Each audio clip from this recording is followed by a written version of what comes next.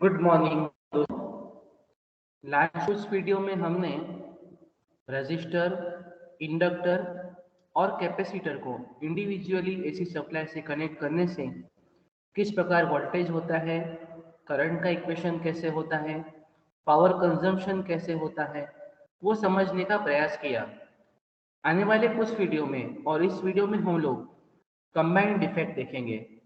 हम लोग यहाँ पे इस वीडियो में रजिस्टर और इंडक्टर को सीरीज में कनेक्ट करेंगे और देखेंगे कि किस प्रकार सर्किट वर्क करती है। यहाँ पे मान लीजिए आपको ये डायग्राम दिया गया है, इसी प्रकार आपने कनेक्शन किया है। रजिस्टर और इंडक्टर को सीरीज में कनेक्ट किया गया है। आपका सप्लाई वोल्टेज है Vm sin ओमेगा टी, तो आपका करंट होगा Im sin omega T minus five. तो दोस्तों यहाँ पे प्रश्न ये है कि फाइव माइनस क्यों किया। तो दोस्तों जैसे आपको पता है कि इंडक्टर में करंट है 90 डिग्री लैगिंग होता है। आप देख रहे हो यहाँ पे वोल्टेज रीडिंग है, करंट लैगिंग है। और रेजिस्टर में 0 डिग्री डिफरेंस होता है दोनों के बीच में, वोल्टेज और करंट के बीच में 0 डिग्री डिफरेंस होता है। तो यहाँ पे आप कुछ कॉम्बिनेशन कर रहे हो तो आपका जो एंगल आएगा वो 0 से 90 के बीच में कुछ 5 डिग्री का एंगल आएगा। 0 से 90 में यहाँ पे दिख रहा है आपको कुछ 5 डिग्री का एंगल आएगा। तो ये जो वोल्टेज यहाँ पे दिख रहा है ये टोटल वोल्टेज होगा। और हमको पता है कि रजिस्टर का वोल्टेज ड्रॉप यहाँ पे रेफरेंस के सीरीज में, इसका मतलब करंट के साइमल्टेनियस होगा 0 डिग्री के डिफरेंस पे। तो इसको यहाँ पे ऐसे रखेंगे और परपेंडिकुलर 90 डिग्री पे हम लोग इंडक्टर का वोल्टेज ड्रॉप रखेंगे या वोल्टेज रखेंगे। तो इस प्रकार आपको ये ट्राइंगल मिलेगा। आपको यहाँ पे पता चलता है कि इंडक्टर का वोल्टेज ड्रॉप क्वाड्रेचर में होता है और रजिस्टर का इन फेज होता है। तो टोटल आपको V वोल्टेज ऐसे मिलेगा। इसका मतलब यहाँ पे वोल्टेज V VR और VL का वेक्टर सम है। इसीलिए हमने यहाँ पे वोल्टेज और करंट के बीच में फाइव डिफरेंस है, इसी वजह से करंट को I is equal to Im sine omega T minus five कर दिया है। और इसको हम डायग्राम में अगर देख सकते हैं दोस्तों, तो यहाँ पे आप देखिए ये डायग्राम है। तो डायग्राम में वोल्टेज का वेवफॉर्म इस प्रकार है, तो करंट का वेवफॉर्म आएगा वो 5 डिग्री डिफरेंस पे आएगा। तो ये फंडामेंटल चीज है, वोल्टेज और करंट के बीच का फेज डिफरेंस यहाँ पे RL सीरीज सर्किट में 5 डिग्री आएगा। अगर V is equal to Vm sine omega T है तो I is equal to Im sine omega T minus five हो जाएगा। आगे बढ़ते हैं दोस्तों। अभी हमको क्या करना है, हम यहाँ पे इसको सिंप्लीफाई करेंगे ये चीज को। तो हम ऐसे लिख सकते हैं O A square plus O B square is equal O A square plus A B square is equal to O B square. ये 90 डिग्री है तो हम यहाँ पे पाइथागोरस अप्लाई करेंगे। तो ओ ए है दोस्तों वी आर स्क्वायर है, वी एल ये ए बी है, ये वी एल स्क्वायर है ये, और ओ बी हमारा बी स्क्वायर है। Value V R is equal to I R हो जाएगा आई आर स्क्वायर,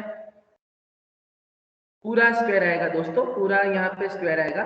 और इसका मतलब आई आर पूरे का square, V L is equal to I L whole square और बी स्क्वायर। तो दोस्तों यहाँ पे सिंप्लीफाई अगर करेंगे तो I is equal to V upon square root of R square plus XL square आएगा। तो दोस्तों ये हमको एक करंट का इक्वेशन मिला, लेकिन यहाँ पे एक चीज ऑब्जर्व करनी पड़ेगी आपको।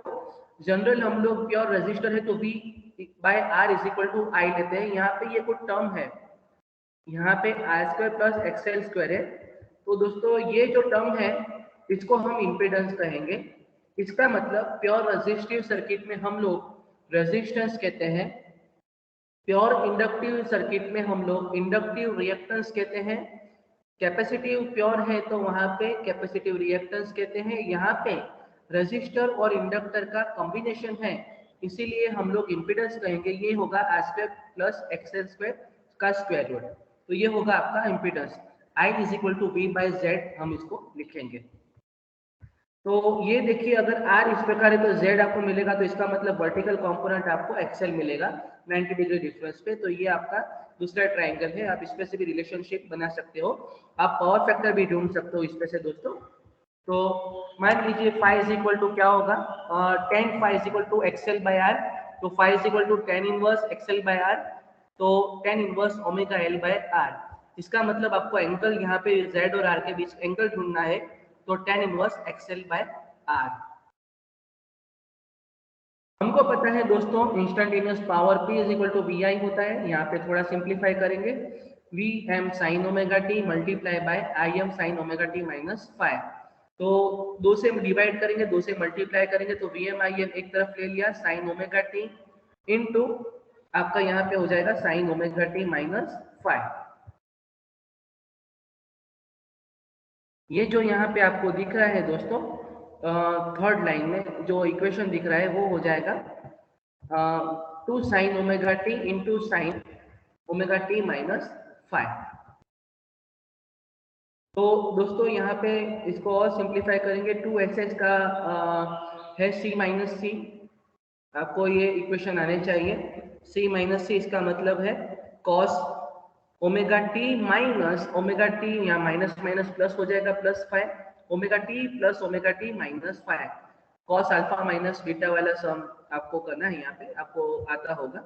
ओमेगा टी कैंसिल हो जाएगा तो cos 5 minus cos 2 omega T minus 5। तो ये टर्म हमको मिला। हमने क्या किया, वोल्टेज और करंट का मल्टीप्लिकेशन किया। दोस्तों इसको और सिंप्लीफाई करेंगे दोस्तों, ये तो Vm Im by 2 into cos 5, इसको Vi cos 5 कहेंगे। लेकिन यहाँ पे ये डबल फ्रीक्वेंसी का टर्म है जिसका एवरेज वैल्यू 0 होगा। तो 0 अगर एवरेज वैल्यू है तो हम लिखेंगे Vi cos 5, Vm by root 2 Im by root 2, तो Vrms Irms इसका मतलब हम लिख सकते हैं Vi cos 5। तो दोस्तों ये जो Vi cos 5 है ये प्योर रेजिस्टिव कंपोनेंट के कारण है, वो हम पीछे देखते हैं। तो इसका मतलब ये इंडक्टिव सर्किट में पावर कंजम्पशन हम लिखेंगे, सिंगल फेज है तो लिखेंगे Vi cos 5। इसको थोड़ा सिंप्लीफाई करेंगे और समझेंगे कि रजिस्टर का इफेक्ट कैसे है। I इज इक्वल टू हमको पता है V बाय Z, तो V is equal to IZ रख सकते हैं। और cos 5 हमको पता है दोस्तों R बाय Z। आगे जब पावर फैक्टर का हम लोग डेफिनेशन देखेंगे तो समझेंगे रेजिस्टर और इम्पीडेंस या रेजिस्टर का रेजिस्टेंस और सर्किट का इम्पीडेंस का जो रेशियो है उसको पावर फैक्टर कहते हैं। तो दोस्तों यहाँ पे V ऐसे ही रखेंगे, V is equal to IZ यहाँ पे रख देंगे I, और cos 5 is equal to R by Z रख के सिंप्लीफाई करते हैं।